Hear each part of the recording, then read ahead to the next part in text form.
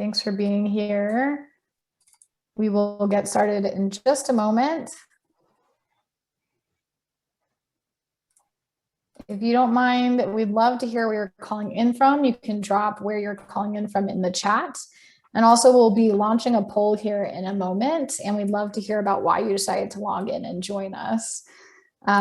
If there is a reason that is not on this list, also feel free to drop that in the chat as well. Thanks for being here. So we have folks logging on. If you're just logging on, I would love to hear where you're calling in from in the chat, as well as there should be a poll that pops up on your screen. So we'd love to hear about why you decided to join us today. And we will be getting started just in a minute. Just want to make sure everyone can get settled in.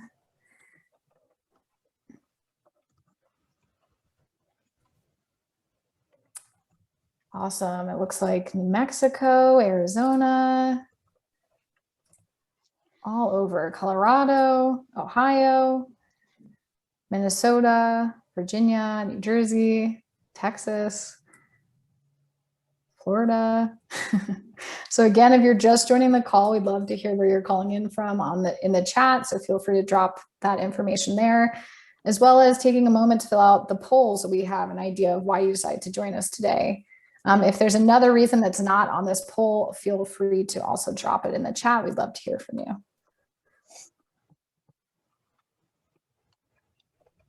All right, so I think we'll get started here. I know Alexis is still adding a few folks, but just so we start on time. So it looks like most of you, about 8% of you love writing letters to the editor, so you're in the right place. 75% want to learn, so you're also in the right place. You want to learn about the LTE network, which we'll talk about, and you also want to connect with solar supporters. So all good answers. It's good to know where y'all are coming from and also what part of the country. Denver, Colorado, that's where I'm at, so welcome. And we will get started.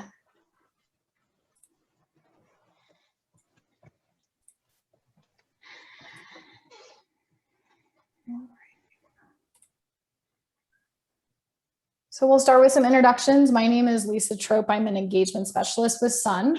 So I currently work with the states of Colorado, Texas, Indiana, Minnesota, Arizona, and Ohio.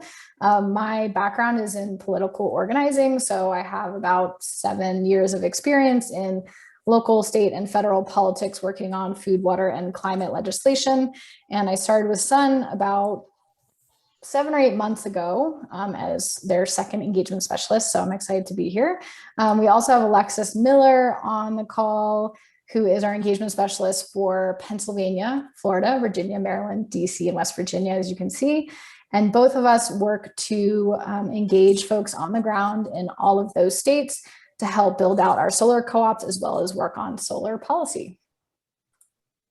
So just to go quickly through the agenda, we will briefly go through some Zoom logistics and meeting norms. By now, most of you probably know how to use Zoom, but just in case, we will talk a little bit about who we are at Sun and our theory of change. Then, of course, we'll jump into drafting a letter to the editor and why and how we do that. We also have Mike Murphy here on the call, who's a great solar advocate in Virginia. He'll be sharing a little bit about his experience drafting letters.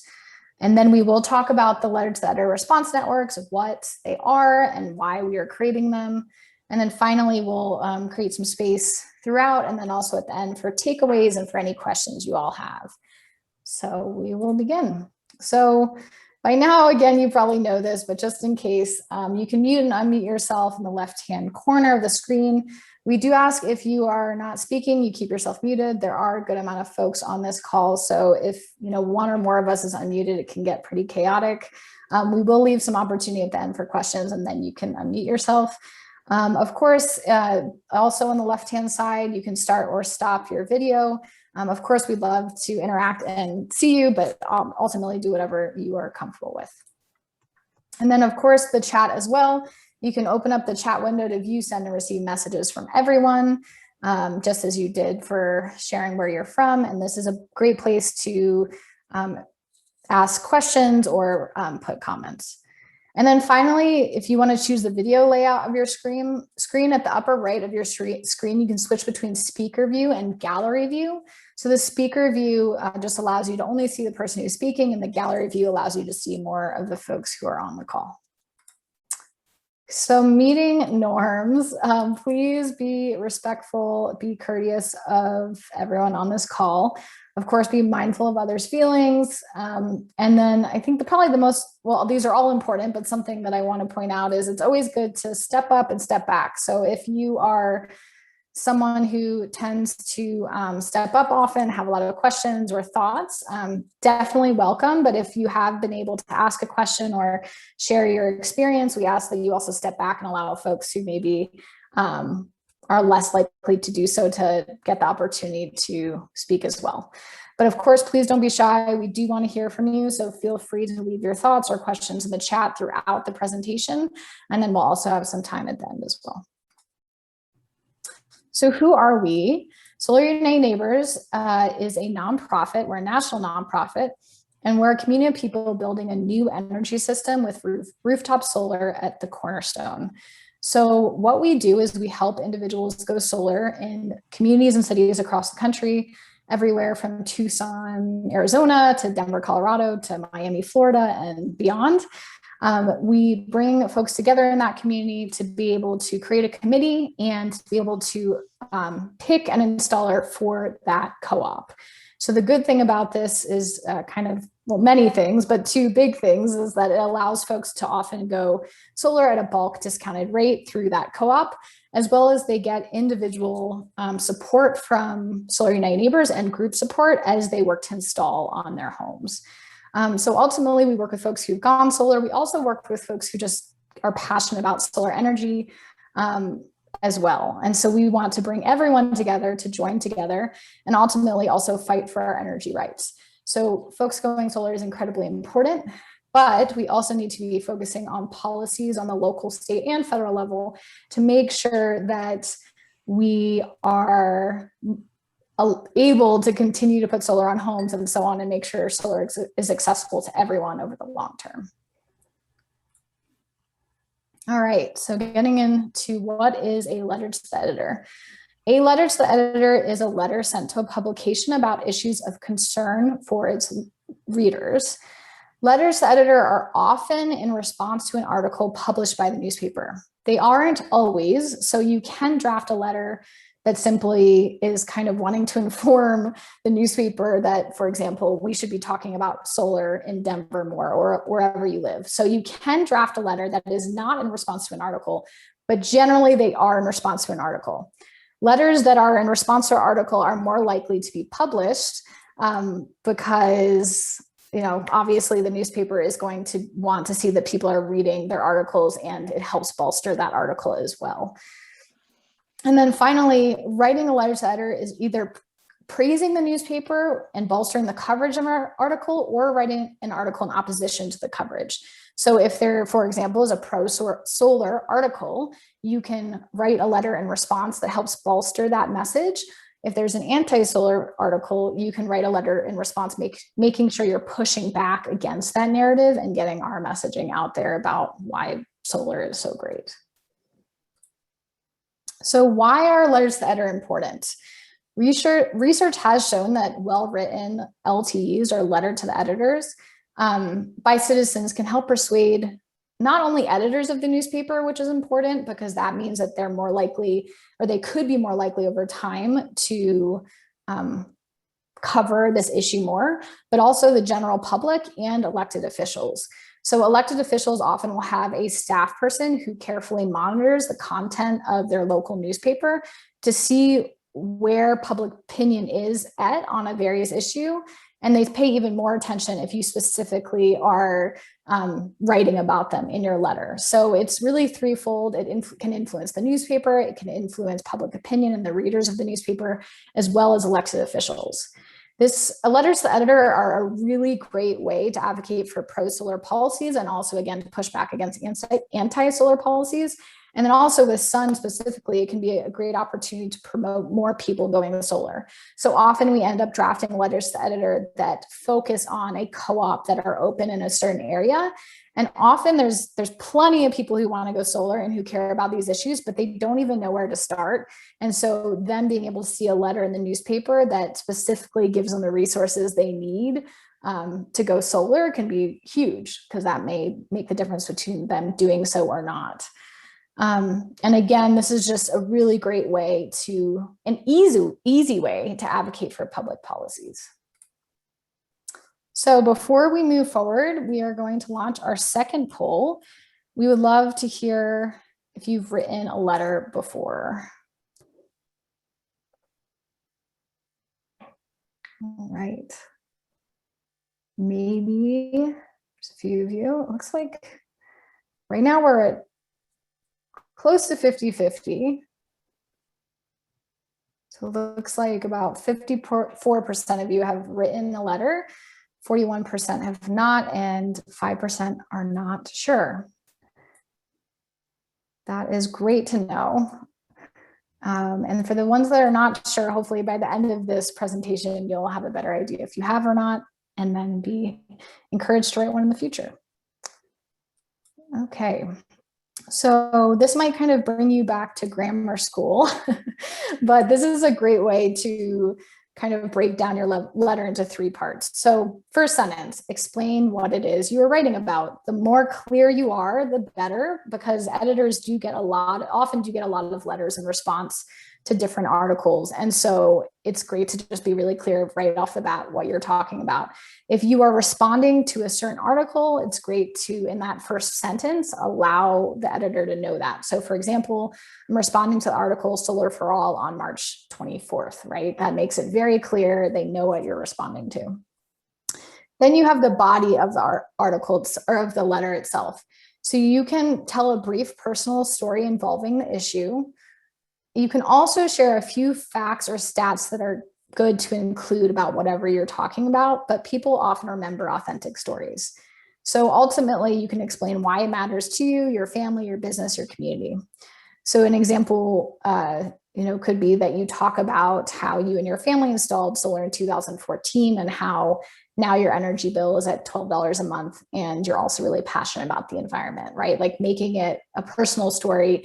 The more personal, the better, the more authentic, the better. And also often the more local, the better. So the more details you can give about your experience is always helpful. If you're kind of a more fact stat person, that's also great. But it's always good to have a balance of sharing your personal story as well as those facts and stats that might go along with whatever article you were responding to. And then lastly, it's always great to have a closing that has a specific ask. So sometimes this can be missed in letters, but this is kind of bolsters your letter even further in its impact. So you can be either asking the readers to take action on something, you can be asking an elected official to take action. A few examples would be asking the readers to contact a decision maker or an elected official, asking them to sign a petition, asking them maybe to testify or to join a co-op. And then with an elected official, it could be asking them to vote one way or another on a pro or anti-solar bill. So here are a few examples. The first, let's say you're talking about, you find an article in an Indiana newspaper and it is talking about solar. You can ask readers at the end of your letter, I'm asking that you join the Northwest Indiana Solar Co-op today, or you look into the Indiana Solar Co-op. Or I ask that you look into putting solar on your home or whatever it might look like. But it's really helpful to have that actually bolster the work that we do by having a specific ask for the reader. An example of an ask for elected official could be, this is why I'm urging Senator Bennett to support bill number 202 to support net metering. So if you are responding to an article about a specific bill, this can be really helpful. And often our elected officials are really paying attention to when they are mentioned in local newspapers. So a few tips and to note: assume your audience knows little or nothing about this issue. So maybe the way I like to think of it is if I was speaking with my grandma about solar, that's kind of how I'd write the letter. She knows a little bit, but she doesn't know much, so I wouldn't make it super technical. Or maybe you have a little cousin or a niece or a nephew that knows a little bit about this topic, but doesn't know that much because they're new to the topic. It's really great to keep that in mind, because I know as solar nerds, we can get really into the weeds and kind of forget the bigger picture. So just making sure that you're writing it in a way that almost anyone can understand, no matter how much they know about solar energy or not. Also, it's really great to keep your message to no more than 3 important points. So these letters are usually about 150 to 200 words. They're pretty short. And it's really easy also to think, oh, I want to talk about economic resilience and equity and climate and the environment. And you have a list of 7 things you want to talk about. If you can narrow that down to just a few key talking points, that's going to make your life a lot easier, and you're going to be able to fit a great narrative into a short letter and make it really powerful. And then, as I've mentioned, letters should be creative, written with passion, and if possible, personal. People are really curious about individuals like yours opinion, and they want to hear about your opinion. So always making it personal can really help with also getting it published. And then something just to note, many newspapers do require personal information. So this information will not be published. They want to know that you're a real person that wrote the letter, and that you didn't just send in a template letter, and that you actually say that you live where you do, etc. So usually they're going to ask for your first and your last name, your phone number, your email, and your address. That's not going to be published, but it can be a little off-putting. Why are they asking for all this information? It's because they want to make sure you're a legitimate person. And often they will notify you in advance to just check in that you are legitimate, as well as if they decide to publish your letter, they often contact you and let you know beforehand. All right, so I'm going to turn it over for a few minutes to Mike Murphy. Mike is a solar advocate in Virginia with us. He has done a ton of work on local campaigns. He's held open houses. He's helped with other trainings, as well as written many effective letters that are, as well as getting them published. So I thought it would be nice to hear from him directly about his experience with drafting letters. So Mike, I'll turn it over to you. Thank you, Lisa, and welcome everyone. Thank you so much for being here. Lisa asked me to speak briefly about my motivation for writing letters to the editor. And I would like to say it just comes down for me to the 3 Ps: passion, purpose, and power. I'm a very passionate person, and I have a lot of purposes that I believe in. And I believe when you take that passion and you apply it through a letter to the editor or another mechanism, that it gives you power as an individual. And I think it's a great feeling to know that you've made a difference, or at least helped make a difference on an issue that you concern about. So for me, the 3 Ps: passion, purpose, and power. The second thing Lisa asked me to speak briefly about was how and when I started writing letters to the editor, and it was a long time ago, 20 plus years probably, all related to local issues. And in retrospect, thinking back on it, most of my letters were pretty ineffective. And over the years, I think that I've acquired a lot of new and different skills to make them far more efficient. And a lot of those things are the tips that Lisa has already shared with you. The lessons learned part, I think, is really the most important part. When it comes to solar, don't be a partisan. Solar is not a red issue, a blue issue, or a purple issue. It's an everyone issue. And sometimes that's hard to digest when you're passionate about something, whether it's rooftop solar or industrial scale solar, or even the solar on your camper, believe it or not.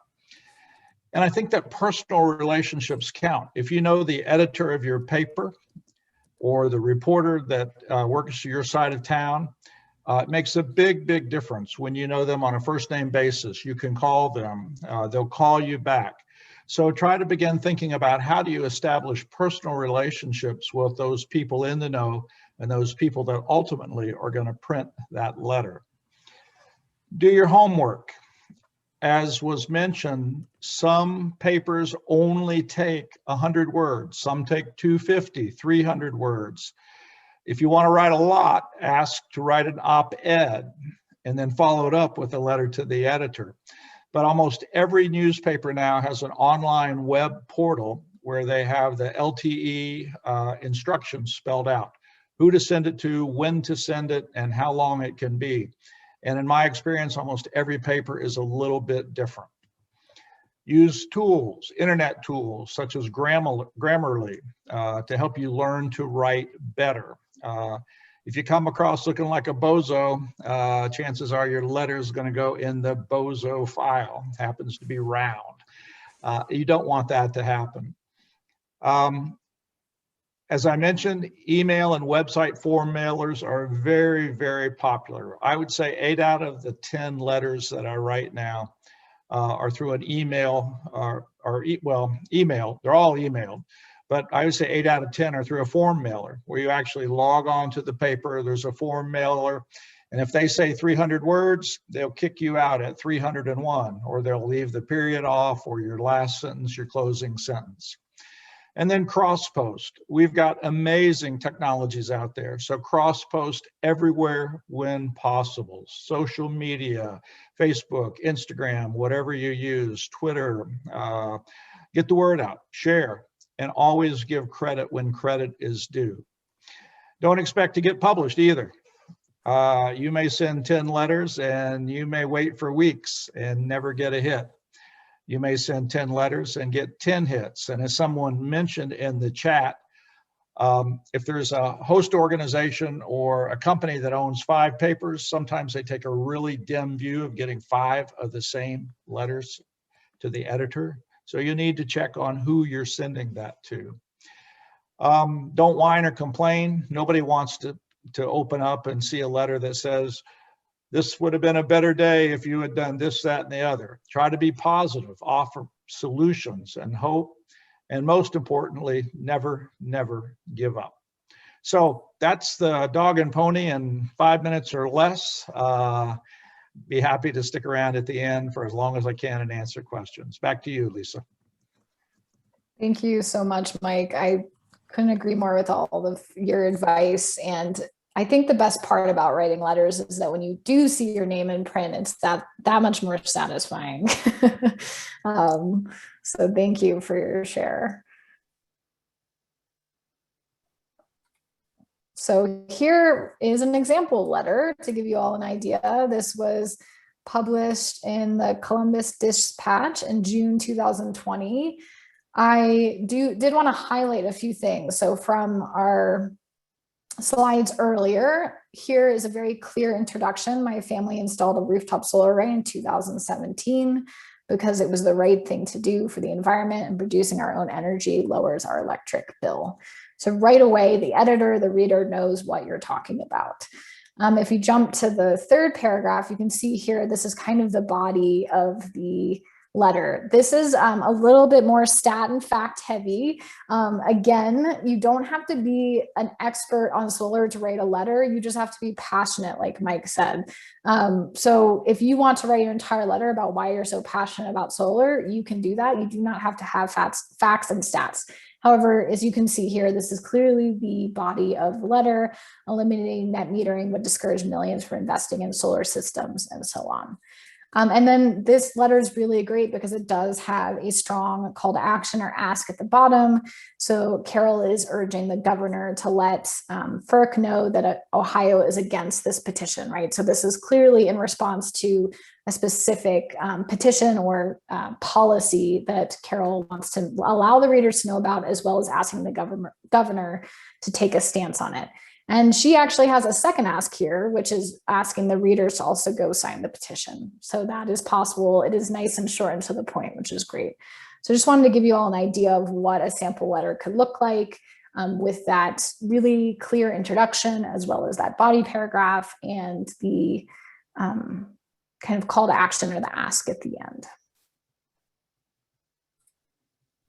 All right, so I'm a Schitt's Creek fan. I don't know if anyone else on the call is, but I had to include her. I would be happy to answer any questions as well as Mike. We're going to pause here before we move on. Let me stop sharing my screen so I can see what questions might have come up. Okay. I don't know how far back to go. So I think, Lisa, just going back to Eric was asking about putting a positive spin on grid access fees, if you want to chat about that. And then we just got a question about these materials being on the website, which they are, and we'll post the ones that are on right now. And then we're also going to update after this training with additional materials. So we do have those available for folks. Great, thank you. So good question, Eric. That is going to be more challenging to answer immediately, but what I'd be happy to do is follow up with you, and I'm sure we can get you some talking points or continue the conversation in a way that we can message it in that way. So if Alexis, you don't mind just dropping our email in the chat, I'd be happy to have a further conversation, but just right off the bat, I don't have any talking points for you, but I'm sure we can figure something out. And then yes, as we do have materials on the website, we currently have guidelines and tips, as well as a video, a 20-minute video on how to write a letter, and some other materials that we can also drop in the chat. But I think you have here, when that happens, oh, maybe that's not a question. Okay. Any other questions I can answer, Mike can answer?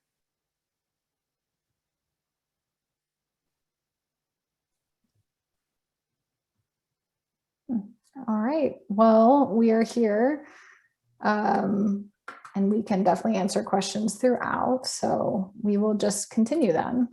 Give me a moment to reshare my screen. Lisa, you're just getting a couple of questions in that maybe I'll have you answer right now before you hop to the network. Sure. One being from Leslie asking if there's a good resource for local news outlets. Leslie, to clarify, do you mean, is there a good place to look up your local news outlet? I'm guessing that's what you mean. What I would suggest doing is just simply Googling local newspaper in your town or community, and you should be able to find it pretty quickly. Along those lines, it looks like Ryan was wondering if it matters which publications that you target and if there are any that should be avoided. That's a great question as well. So it's always great to write to your local newspaper, of course, especially if you live, in a smaller community. The editor of the newspaper is going to want to see that you're actually from that community. But also there's an option to write to your statewide newspaper. So for example, I live in Colorado, so the Denver Post is the paper of record here. So you can also draft to that paper, and then obviously you're reaching a broader audience. So what I would suggest is local papers are great. You get to really have that local viewpoint, as well as your paper of record or your statewide newspaper. So for Colorado, it's the Denver Post, and depending on where you are, it would be different. Mike, do you have anything to add to that? If you, it's really simple. The internet is an amazing and also destructive tool. But if you go in and just Google list of newspapers in Texas and go to Wikipedia, it will show you every newspaper, for instance, in Texas, same across the country, who owns the paper, and it's all hyperlinked. So if you want to go to the Gainesville Daily Register, you can click on it and it will take you right there. So start with Wikipedia first as a resource. There's also national resources. You can also purchase lists of resources of all the media outlets in your area. But I would start with Wikipedia first. Thanks, Mike. A few more questions here. What are the major roadblocks to expanding solar? There are a number. We do think solar is becoming much more accessible. For some folks, it's financial accessibility as well, although that is changing. But from like a policy perspective, often kind of the two big fights that we find ourselves in is net metering as well as HOA restrictions. So net metering allows folks to be able to sell the extra energy that they are not using back to the grid, so that they are seeing a decrease in their energy bills every month, and sometimes even breaking even or making money off of the grid, since technically putting solar on your roof kind of makes you a mini power plant, and you're sending your energy to your neighbors. So there are some states that are constantly in fights to try to stop net metering or to not allow it to continue. So that often can be a really big roadblock, because folks who do put solar on their roofs want to make sure that they are able to be able to have it be economically viable for them. Another big fight, at least this year, is HOAs. So some homeowners associations actually do not allow individuals to put solar on their homes because of different reasons. Sometimes they believe aesthetically it doesn't look good, or there's a lot of bizarre reasons as to why. But that's also a fight that we've been in, so that if you are a part of an HOA, as many Americans are, you can still install solar. So there's, and the list goes on, but those are the two that have been coming up a lot this year.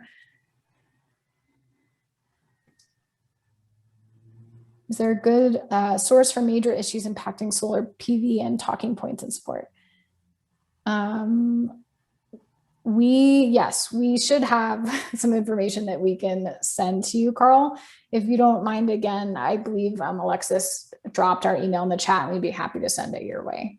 We could also probably include that in our follow-up email tomorrow as well. There are some small newspapers rather than the huge ones, yes. Yes, David, if you buy a local paper at the supermarket, it's always kind of nice to have that in hand as well. They have instructions to submit your letter to the editor. I'll just see if I missed any other questions here.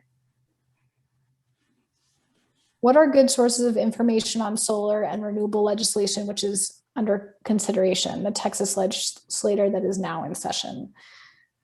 So we have a state director in Texas oh, hi, Molly.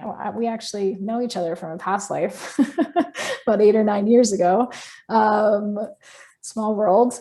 So we can definitely connect you with Hannah. Of course, you can always go onto the legislator's website to look up specific policies. However, our state director has a really great pulse on current legislation and solar policy in Texas. So we can connect you all and make sure to get you that information.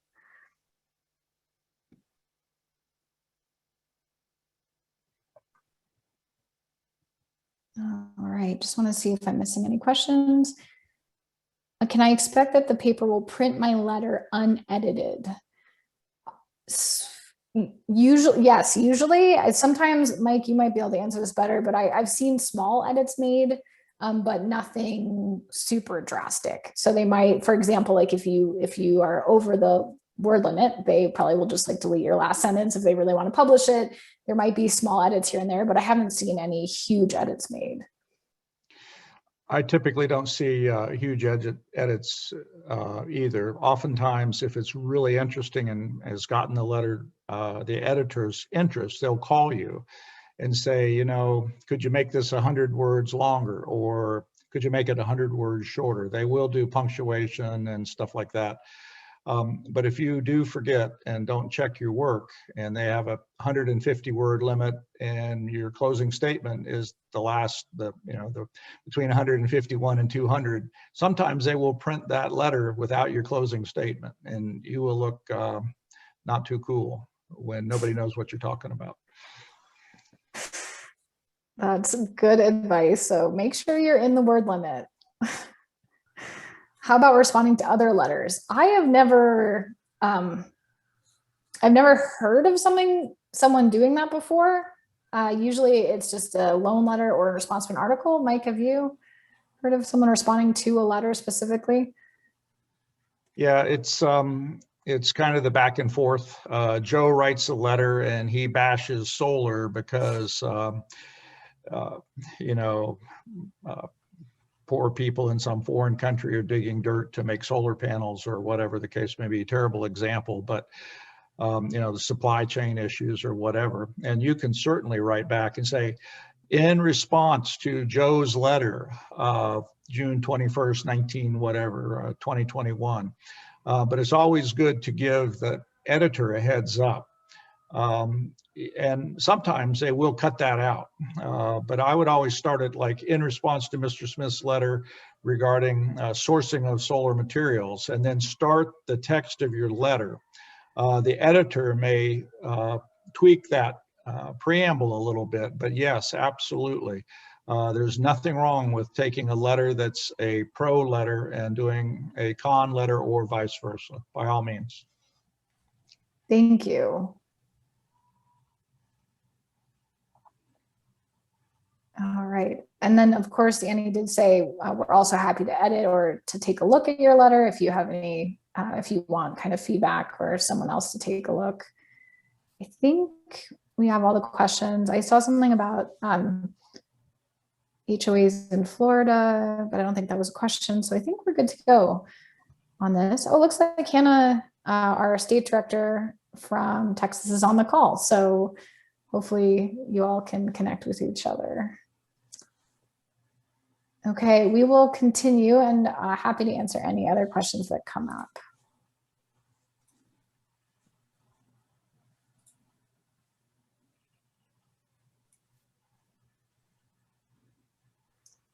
Okay, so we're going to take a few moments to talk about this idea, a letter to the editor network. So what is this and where are we launching it currently?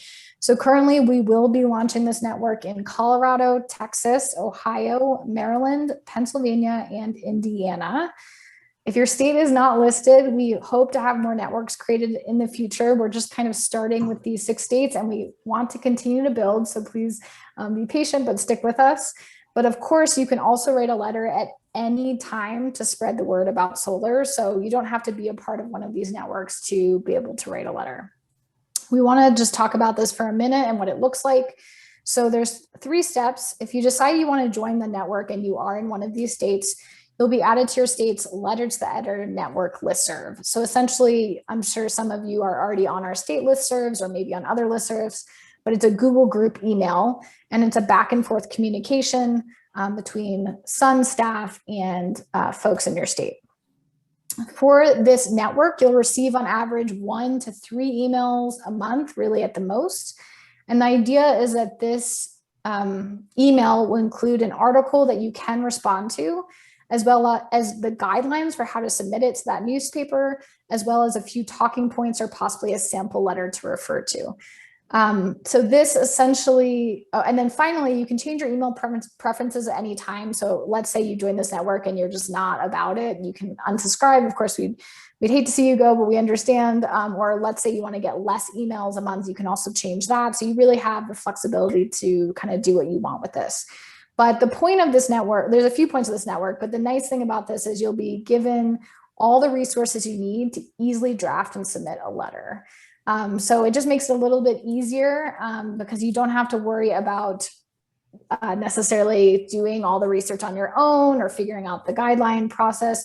It's not that challenging, right? You can just go to your newspaper's website and do that research and submit, like Mike said, on an online form or through email. However, we want to create these networks so that we can make it even easier and also so that we can really increase our coverage in some of our states around pro-solar policies. So again, you'll receive on average 1 to 3 emails a month if you join the LTE network in your state. The email will include an article that you can respond to, tips for writing your letter, and also instructions for how to submit the letter. Timing and volume. It is ideal to write a letter in response to the article within about 48 hours. It's more likely that your letter will be published the quicker that you're able to get your letter in. And this is, of course, not an exact science, but it's good to be able to be timely when we are responding to these articles. And of course, the more people who write, the more likely a letter gets published. And then, as Mike mentioned, building a relationship with a local editor can be really important. And also just calling the newspaper can make a big difference. So sometimes editors get really large amounts of letters and that yours might get lost in the shuffle or otherwise. So if you're able to just call and say, hey, I wanted to let you know I submitted a letter this morning and I just wanted to make sure you received it and want to see if you were going to publish it, that can go a long way in also getting your letter published. So why are we creating these networks? Twofold: volume and timing matters. So it can sometimes be hard to get media coverage on the issues that we work on. We are seeing more and more coverage on solar, but often we want to get specific messages out there, or we want to just bolster the message that already exists. And the higher the volume of people who submit a letter in a timely fashion about a certain topic, the more likely the newspaper pays attention and publishes that letter. This makes sense, right? Because an editor sees, oh, there was 3 or there was 5 letters in response to this article. Clearly our readers care about this. And so they're going to be more likely to publish letters that their readers are going to be interested in reading. With this, I launched one of these networks in Colorado a few years ago, and we found that we had over a 50% publication rate of letters because there were enough people just on a regular basis responding to these articles, which is a pretty high publication rate, especially because the issues we were working on were oil and gas, which can be really contentious. So sometimes they don't necessarily want to publish your letters on that. So 2 things to note: it is not required to write a letter in response to every inquiry that's sent to the listserv. We just highly encourage you to do so. So if you get an email and you've had a really busy week and you cannot write a letter, that is totally okay. But if you have the capacity to do so, we encourage you to. So the idea is that over time, we'll have 20, 30, 40 people on these networks, maybe even more. And if even 2 to 3 folks write a letter, that makes a big difference. So we don't expect you to, but we encourage you to if you're able when you get that email. And then we also wanted to note that the network is a 2-way street. So this is an opportunity to connect with other solar supporters in your state. We will be sending information out, but we would love to hear from you. If you decide you want to write a letter and you want to share the draft, or you got published, please don't shy away from responding to this listserv. That's kind of the point of the listserv, is it's a 2-way street. So we do want to hear from you when we want this to be a back and forth communication. Okay, so again, one thing you learned, we'd love to hear in the chat, as well as a lingering question you may have. I'll just stop sharing my screen for a second here.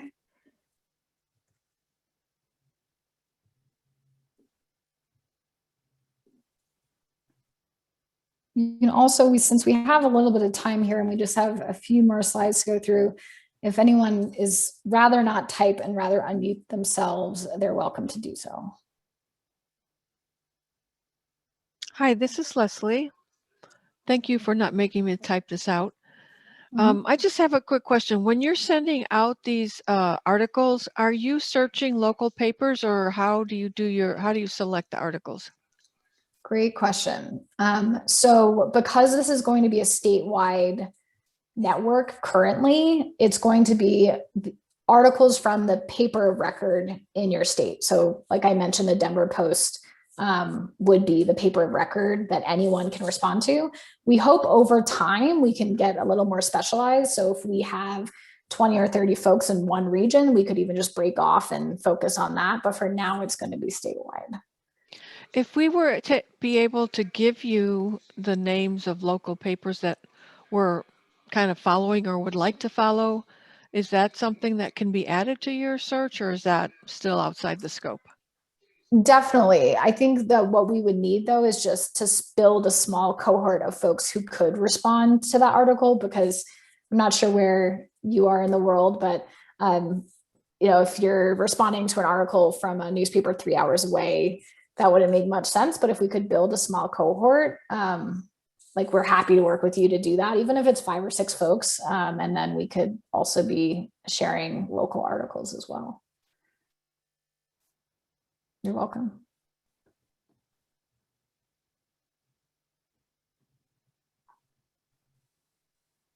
I was wondering if this is Diane Preston. I was wondering if your recording of this will be just accessible on your web page. How do we get other people to this session? Yes, we are recording it. I think we plan on sending it out in the email tomorrow, so that you could forward it on to anyone who's interested in joining one of these networks. Thank you. You're welcome. Just checking the chat here.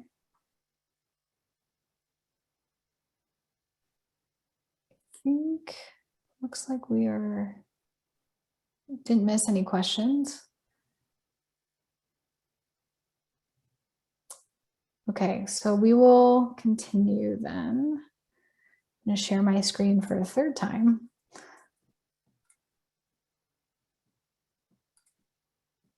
And again, if you want to share one thing that you've learned with us, it's always nice to hear any takeaways that you might have. So feel free to drop that in the comments as well. So we would love to hear, if you are in one of those states, if you are interested in joining the Letter to the Editor network.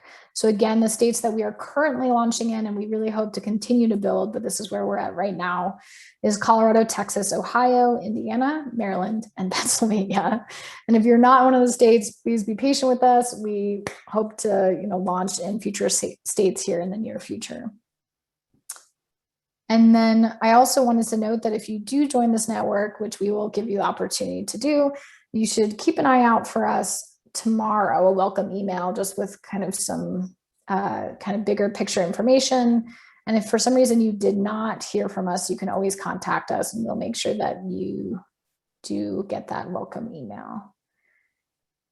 Oh, it isn't offered in, okay, there's a lot of folks that isn't offered in your state yet. So we apologize for that. If you are in one of our other 6 states, Florida, DC, not technically, but DC, Minnesota, and so on. We hope to be launching some of these in the near future, but we're just starting with these states. So please be patient with us, as well as if you're not in one of the 12 states we work within, there might be an opportunity for us to build something out in a different state anyway. So we will give you an opportunity now, if Alexis, you don't mind dropping it in the chat, to fill out a form where you can fill out all your information if you are in one of these states. And if you are not, you can still fill out your information. And there's a question in there about possibly starting, essentially a network in your own state or coordinating a network. So if you all don't mind taking just 3 minutes now to fill that out, and then we can know who's interested in the current states we're in, and then who we can follow up with accordingly, that would be great. So I will let Alexis drop that in the chat. And give everyone a few minutes to fill it out. And then we'll talk for a moment about being a coordinator in your state and what that looks like, and answer any questions around that as well. So I'm just going to pause for a minute and let folks review that form and take a moment to fill it out, and then we'll talk about becoming a coordinator.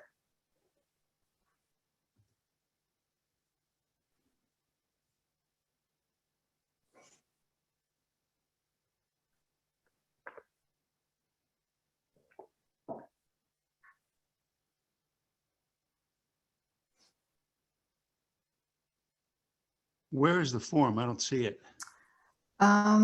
It should have been dropped in the chat. So it I was just dropped it again. Wonderful, thank you. So it's just dropped in the chat.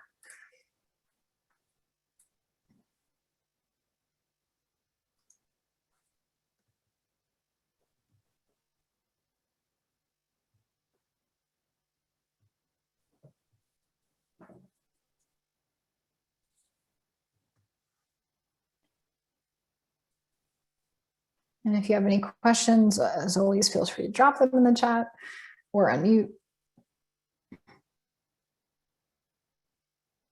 Okay, so we'll just move on to this last part of the network, and then also happy to answer questions about the network. So there is an opportunity. Some of our states, we have coordinators who've already been interested in running this network. However, I think it would be good to kind of have a trade-off as well. So, someone doesn't have all the responsibility. But what this means is you would be responsible for at least once a month, looking through the paper record in your state to find an article that pertains to solar.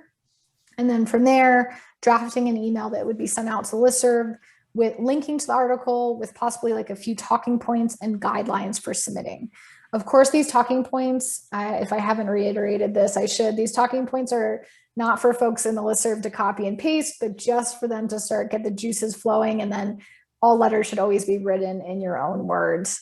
But ultimately for the coordinator, the idea is about an hour time commitment a month, but you would be responsible for scanning the paper for an article, as well as drafting a few talking points or possibly a sample letter and sending guidelines out to the listserv. We will be having a follow-up kind of training and call for coordinators to make sure we're all on the same page and that you feel comfortable being able to run the network. But that would be kind of the main responsibility, is you'd be helping coordinate getting these articles out to folks so that they can respond with a letter. So that question is also in that link that we sent in the chat. So you're welcome to fill that out. And then if you're not in one of the states that we're currently creating a network in, this could be a good opportunity. We can follow up and see what we can do. Last but not least, if you have not joined us, we'd love to have you on our Facebook and Instagram so that we can continue these communications and conversations. If you're in one of the 12 states we work within, we also do have closed Facebook groups, and this is a great place to get local updates on what's happening around solar in your state, on being able to connect with other solar supporters, as well as answer or ask questions. So if you go to your Facebook and you type in Solar United Neighbors of Colorado or Texas or wherever you're located, you can also find those groups. And then of course, our website, solarunitedneighbors.org. And if you have Instagram, we'd love to also see you on there. So it looks like we have a little less than 10 minutes left. So I'm going to open it up again for any final questions around drafting the letters to the editor or the network itself.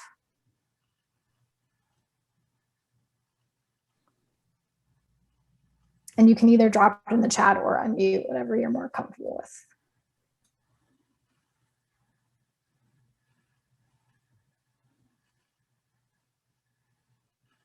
How about national papers such as New York Times, Washington Post? So we do have these networks in our 6 states, and we also plan on wanting to create a network that is kind of more nationally focused so that we can be focusing on federal legislation and such. So that will be coming. So keep an eye out, especially if you're not in one of these states, to join that network as well.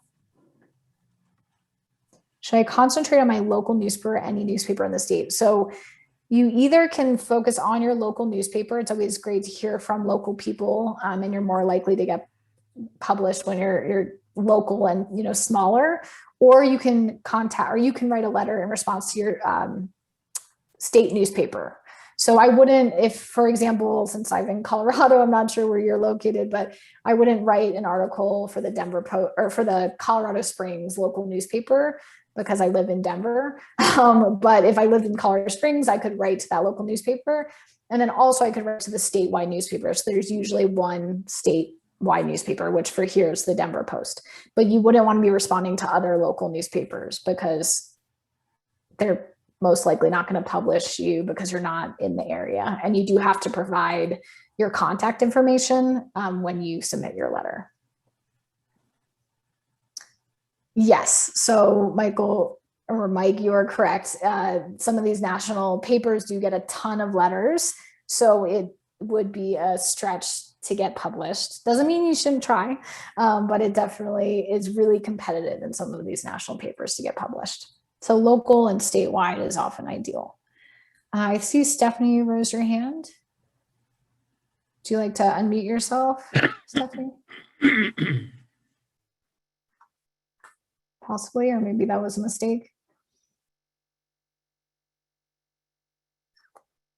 Okay. I don't know where Stephanie went, but Stephanie, if you do have a question, feel free to unmute yourself or drop it in the comments.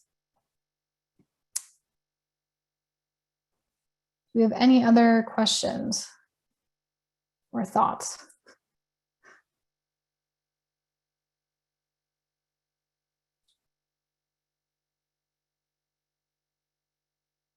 Okay, I think we are good to go. Thank you, Dave. Appreciate that. Again, last thing just to share, if you didn't get to fully fill out that form that we dropped in the chat for the network, even if you're not in one of the states we work within, please take a few moments after this call to fill it out. And also we have in there, if you have friends who you think would be interested in joining this network, obviously we're just at the beginning. So some states we might only have 5, 6, 10, 15 people, and we want to build as much as possible. So definitely let us know if there are people that we can be connecting with through you that can also be joining this network. And thank you so much, everyone who joined this evening. Thank you to Mike for your expertise on this. It was so great to have you on the call, and I hope you all have a beautiful evening. Bye. Thank you, Lisa. You're welcome. Bye, Zara.